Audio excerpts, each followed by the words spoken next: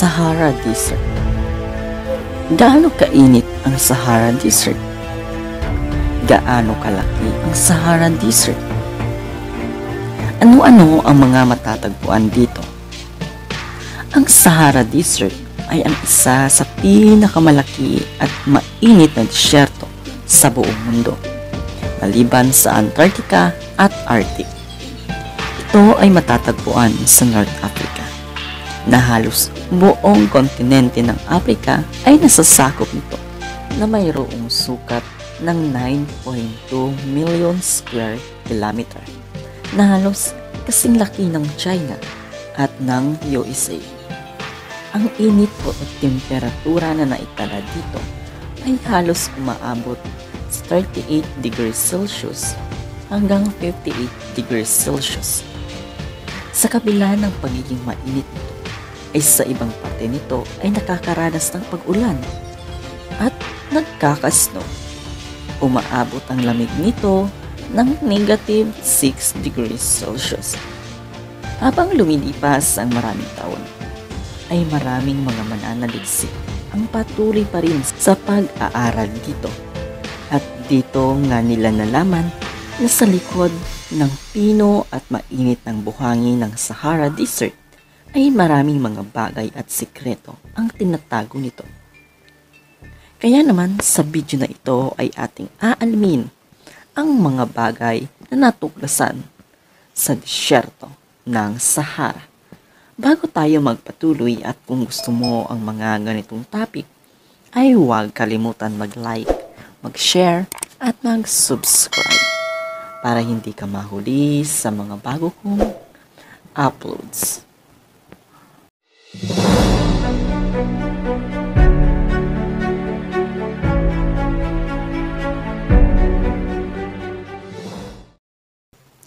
Ang mata ng Sahara. Sa gitna ng napakainit ng disyerto ng Africa na ang Sahara Desert, ay matatagpuan dito ang nakakamangha at napakamisteryosong bagay na tinatawag ng The Eye of the Sahara o ang mata ng Sahara Desert, dahil sa hugis at sukat nito na animoy parang isang mata, lalo na kung titingnan ito mula sa itaas. Mula nang madiskubre ang misteryosong bagay na ito noong 1965 gamit ang spacecraft ng Gemini 4, ay maraming mga mananaliksik ang nanghumaling na pag-aralan ito. Mula pa noon mapahanggang sa ngayon ay patuloy pa rin itong pinag-aaralan ng mga mananaliksik. Sa lumipas ng maraming taon, maraming mga haka-haka at mga teorya ng mga mananaliksik patungkol dito, katulad na lamang na sinasabing ito ay nabuo dahil sa pagbagsak ng isang asteroid. Ngunit kung asteroid nanggaling ang napaka-misteryosong bagay na ito, ay bakit walang ebidensya ng asteroid ang nakita dito? May nagsasabi rin na ito ay galing sa pagsabog ng bulkan. Ngunit wala rin nakita na nagpapatunay na ito ay dahil sa bulkan. Isa sa mga nakikita at pinaniniwalaan ng mga mananaliksik na ang Richard Structure o ang mata ng Sahara Desert ay ang nawawalang syudad ng Atlantis, dahil kung ikukumpara ang hugis at paglalarawan dito ay halos magkatugma. Ganon pa man, wala pa rin makakapagsabi kung ano at bakit nabuo ang misteryosong bagay na ito sa disyerto ng Sahara. Cone Desert. Ang disyerto ay palaging nakakaranas ng palagiang sandstorm. Sa kabila nito ay mayroon pala ditong isang structure na sa unang tingin ay talagang mamamangha ka sa disenyo sa pagkakagawa nito. Minsan sa pag-aaral sa mga kakaibang bagay at napaka-misteryoso at nabibigyan ng linaw kung paano ito nabuo. Ngunit minsan, mapapaisip ka na lang kung ito ba ang isang pangliling lang sa mga tao. Sa isang bahagi ng Sahara Mula sa kaitaasan ay malinaw na makikita ang mga butas na naka-spiral at sa gilid nito ay tila mga piramide na hugis na tinatayang ang bilang nito ay nasa 89. Ayon sa pag-aaral ay natukoy ng mga scientists na ito ay hindi gawa ng mga aliens o mga nilalang na galing sa ibang planeta, kundi gawa ito ng mga grupong artist na ang Danny Strato, Alessandra Strato at Stella Constantinidis. Ang proyektong ito ay nabuo upang makabigay atensyon sa mga tao at ma-experience ang kakaiba at ganda ng Sahara. Mga buto ng balyena sa Sahara. Sinong mag-aakala sa gitna ng napakainit ng disyertong ito ay minsan nang naging isang tirahan ng mga sinuunang hayop na nakatira sa dagat. Balik tanaw tayo mula 66 million years ago. Ayon sa pag-aaral, ang tinatawag na Tethys Sea ay ang humahati sa sinaunang kontinente na ang Laurasia at Gondwana, na kung saan ang lokasyon nito ay ang lokasyon ngayon ng Sahara. Sa lumipas ng maraming taon, habang nabubuo ang panibagong kontinente, ay unti-unting umuurong ang tubig dito hanggang sa tuluyan ng maging tuyo at maging disyerto. Dahil dito, maraming mga hayop ang naiwan at nailibing dito dahil sa maraming mga buto ng hayop ang matatagpuan dito.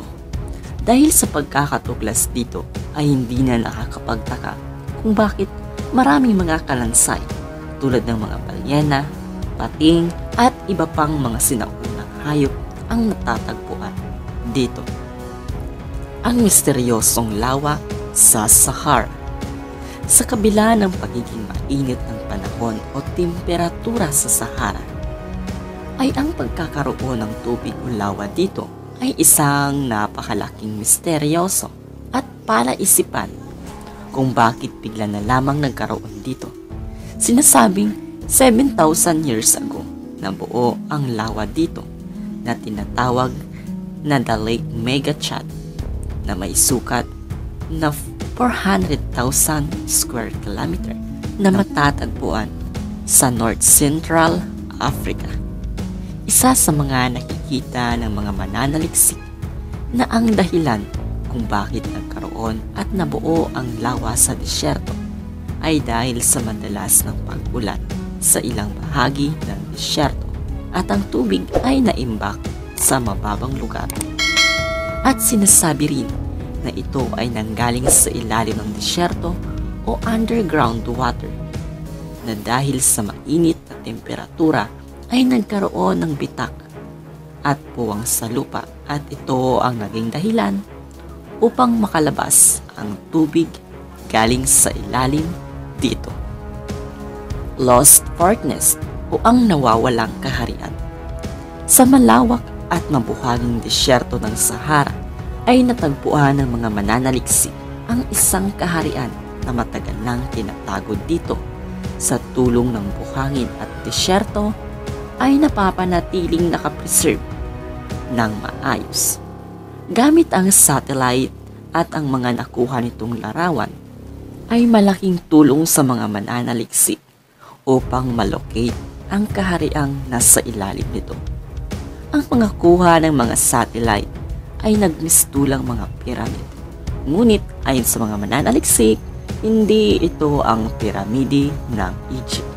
Pinaniniwalaan ng mga mananaliksik na ito ay nagawa sa pagitan ng 2nd century BC hanggang sa ika-7 century AD na ito ay binuo ng mga tribong Garamentes sa Libya. Meteorites and craters. 5,000 years ago, ayon sa pag-aaral, ang malaking pitak ng disyerto ay galing o kagagawa ng meteorite na bumagsak dito. Ang nasabing craters ay may lapad na 45 meters at lalim na 148 feet.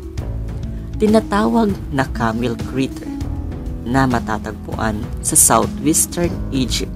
Ang malaking katanungan dito ay ano ang pagitan ng mga nakuhang meteorite dito sa sinaunang hari ng Ehipto. Nang buksan kasi ng mga mananaliksik ng himlayan ng Haring Tutankhamun ay nadiskubre dito na ang ilan sa mga naging alahas nito o palamuti sa kanyang katawan ay kapariho ng mga nakuha sa camel craters na nabuo dahil sa meteorites. Ang maliit na hiyas ng bato na ito ay malaking palaisipan sa mga mananaliksik na mahirap paliwanag kung ano ang koneksyon nito sa Haring Tutankhamun. At yan ang 5 mga bagay unang diskubre sa Sahara Desert. Kung nagustuhan mo ang topic natin ngayon ay huwag kalimutan mag-like, mag-share at mag-subscribe para hindi ka mahuli sa mga bago kong uploads.